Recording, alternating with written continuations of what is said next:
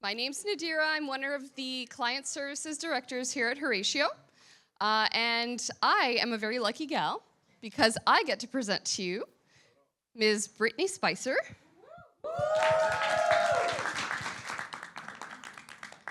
Britt, better known as Bobo, is the Senior Director of Ad Design at Kargo. And without further ado, all right, how are we doing? I'm gonna try to wake you guys up a little bit. We're almost there.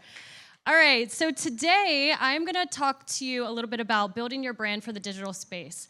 Now, I know we're all here, with different companies, different verticals, but one thing that we all have in common is we are selling a product or a service, and we all have a brand. So no matter where you sit, if you're on the sales team, the ops team, whatever it may be, these are very simple, digestible, and actionable insights for you to bring back to your marketing team or your creative team, your designers. So let's get into it. So a little bit about me and why I'm sitting here today. So I have a background in branding and digital design. I got my start at Pratt Institute and later acquired some certifications in leadership from Harvard University. I've been at Kargo for 9 years, quite a long time in ad tech, but it's been a fun ride. And I've been at Kargo for 9 years, in New York for about 10 plus years. And ultimately, I have a passion for building strong, creative design teams like those two sitting over there. Shout out to Lexi and Tico. Yeah. Awesome. So now that you know a little bit about me, let's get into a little quick snippet about Kargo. I don't want to talk about Kargo too much because I really want to give you those insights. So we have been in business for 20 years. We got our start in 2003 selling ringtones and wallpapers, if you can believe it. I'm blanking on the very first ringtone that we sold, but I think it was 50 Cent. It might have been in the club, excuse me. So since then, we have pivoted, we have evolved, we have really grown with the industry, and in doing so, we have taken our mobile offering, transformed that on different publishers that you know and love, the Cosmopolitans, the People.coms of the world.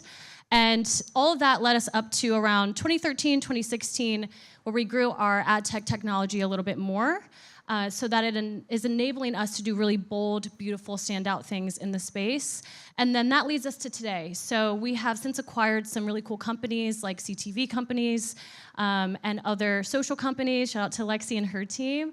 And it has allowed us to expand our product offering. So we're not just dealing with the mobile web, we're now dealing with desktop, CTV, and all that good stuff. So really leading up to today, we are everywhere that brands like you want to be, from the smallest devices to the biggest devices in the living room. All right, so before I bring you to the insights of today, I want to give you a quick sort of backstory on some fun marketing history from the beginning. So who in the room knows the oldest brand to date that has existed? It is a hard question. They were just in the news last week, actually. Tico, do you know?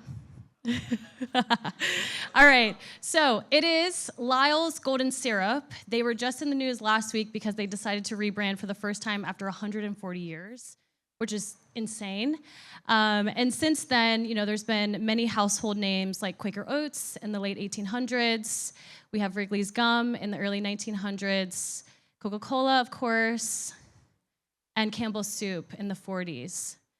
And, over the years, advertising has become an American tradition that has really evolved into a global art form. And it's not always about just the product on a shelf, right? It's about how that customer is going to feel when they use your product or wear your product. And so that's something to really keep in mind. And, the craft of advertising has really been perfected over the decades, from billboards in Times Square in the 80s that have then evolved into digital screens of today. And, influencers look a little bit different too. Back in the 80s, those were, recognizable models and print and magazines. And now they are everyday people that look a lot like us. And maybe they're on TikTok shopping at, some random store.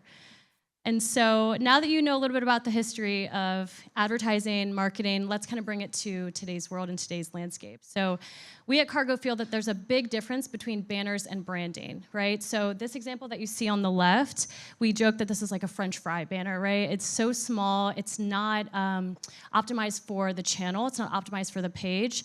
And we see so many of these experiences, hundreds if not thousands every week, that our eyes are trained to actually look over them. So it's not making an impact.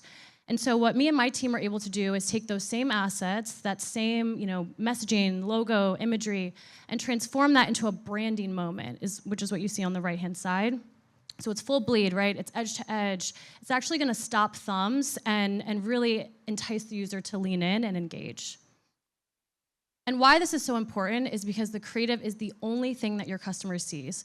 So we've talked a lot about data, we've talked a lot about audience and targeting, and that those things are super important and they're great, but we have to remember that you can have the best insights, the best data, but if your creative doesn't meet the mark, if it misses the mark, you're not gonna convert that customer and you're not gonna make an impact, and that's not a good experience for your brand. And so in the industry, the perception is that targeting is the biggest driver of sales. And again, it's super important, but what we found, and this was a study by Nielsen Catalina a few years ago, is that creative is actually the biggest driver of sales, followed by reach, brand, et cetera. So keep that in mind as you work with your data teams and operation teams.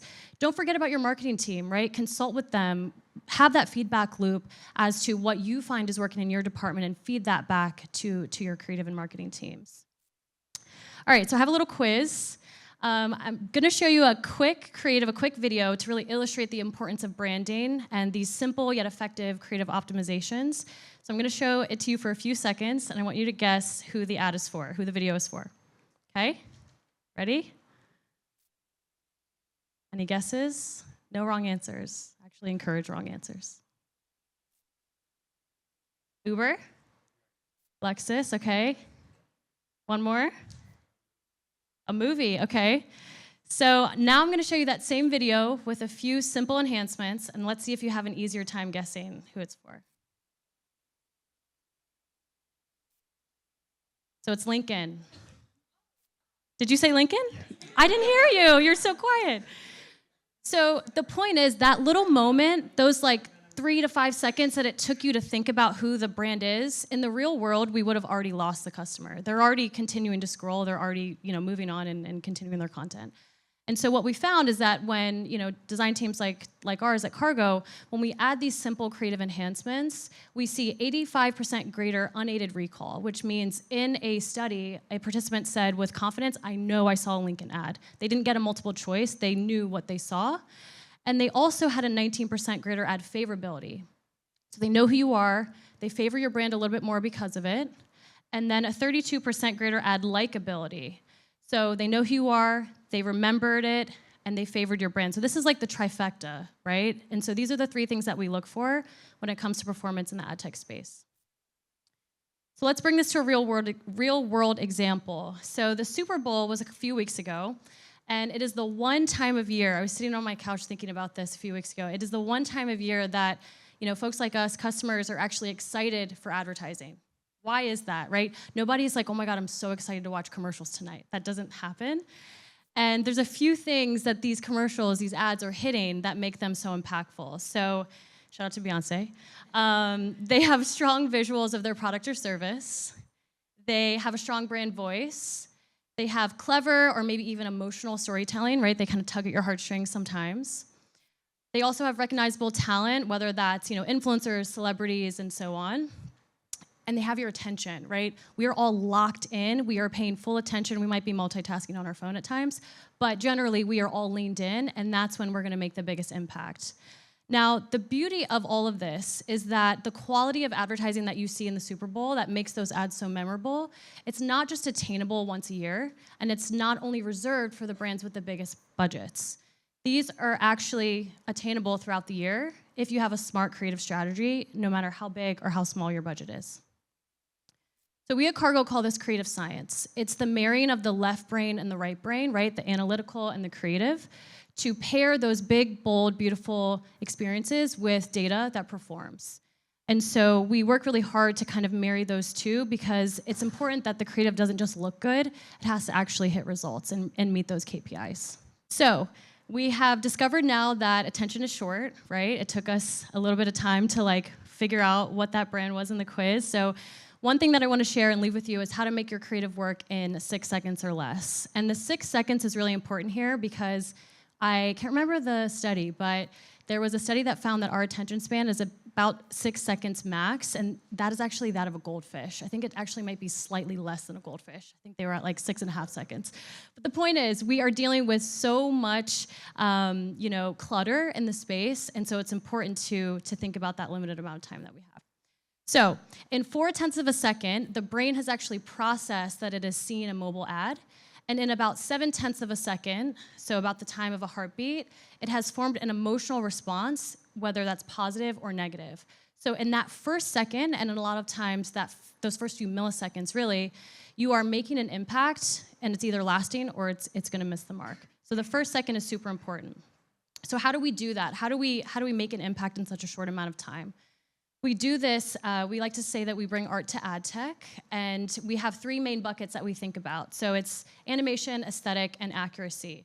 Now, animation increases favorability by about 27%. So for us, for me and my teams, animation is always the default. Our crew is always designing, always animating day in and day out, and that really brings your attention to those key elements, whether it's the product or the headline or the CTA. Then aesthetic. So we are always asking for the best assets that brands have. We want those high resolution images. We want to make sure that it's also rooted in a bit of realism too. So, if you're shooting your products on a white background, add a shadow, add a spotlight or some sort of glare. I recommended for one of our QSR brands, I was like, hey, you guys give us burger images all the time. Like, let's make the cheese drip. Like, let's make it more enticing and realistic. And those subtle details is really what drive results and ultimately, allows the user to lean in an impactful way. So, just to kind of wrap this up into some key takeaways. 1, ensure your logo and product image are visible and digestible in the first 1 to 2 seconds. Utilize bold and identifiable branding, imagery, etc. And feature a call to action that doesn't have any surprises, right? I'm sure we've all experienced something in the wild where we click it and it takes us somewhere that we're not expecting, and that's so frustrating, right? You're like, I want to buy this exact shirt. I don't want to go to like the general homepage because now they've lost me. So that's really important. We also want to have a consistent brand voice, whether that is in print, in digital. Make sure you have that through line when it comes to your product messaging, how you're talking about your products, but also what is your brand voice? Is it quirky? Is it serious? Figure out what that looks like and be sure to hold true to that no matter what advertising solution that you have. And lastly, we want to utilize eye-catching animation, like I said, to draw the user's attention to some key elements. All right, so this is my favorite part of the presentation. How Horatio is helping to drive the cargo business forward, and we could not do it without Gabe. He is our amazing rep.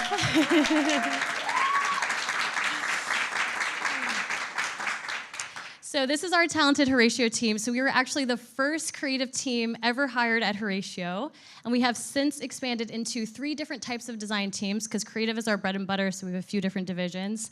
And we have 11 designers total. And one of those teams alone, our core brand ad design team, produced over 2,000 creatives in 2023 alone. This is a very lean team, and they are working day in and day out, producing very high quality, fully custom ad experiences. No matter how big or how small the budget is, there is a human behind the creative actually building it and making it come to life, which is really impressive when you think about, the thousands of creatives that are being produced every year. And then, of course, some fun photos of them because they're great. And, they're just kind of illustrate what this looks like for them. So they're able to take, our standard creative assets that you may be passing to us if you were to work with us. So, your logos, your videos, your images, and actually transforming that from mobile to desktop to CTV. And the cool thing is, if you look closely, it has that same feel, right? It's essentially the same asset that is resized depending on the channel. And that's really important when it comes to designing a cohesive, campaign. So just some examples of their work. This is what we call our runway. It is an adhesive unit that sits at the bottom. This was a fun one for a kombucha brand. I believe Alex designed this one. So as you can see, we have the product kind of like bubbling up. It's really like effervescent. It feels like it's bubbly. And then we have some fun fruit animation as well. Here's another runway example that we loved for Aries. So if you look closely, the train is flying by and there's actually a motion blur. It feels really, realistic, and it almost like makes you feel like you're standing on the platform waiting for the train with her. And then, of course, CTV. So not just the small screen, but the big screen. And CTV is a new space for us, but we are, playing around with a lot of creative activations here, like the QR code and the branded canvas, as we like to call it. And so the Horatio team is really making an impact no matter what device they are designing on. All right. Any questions? No? Oh, Jose. Yeah.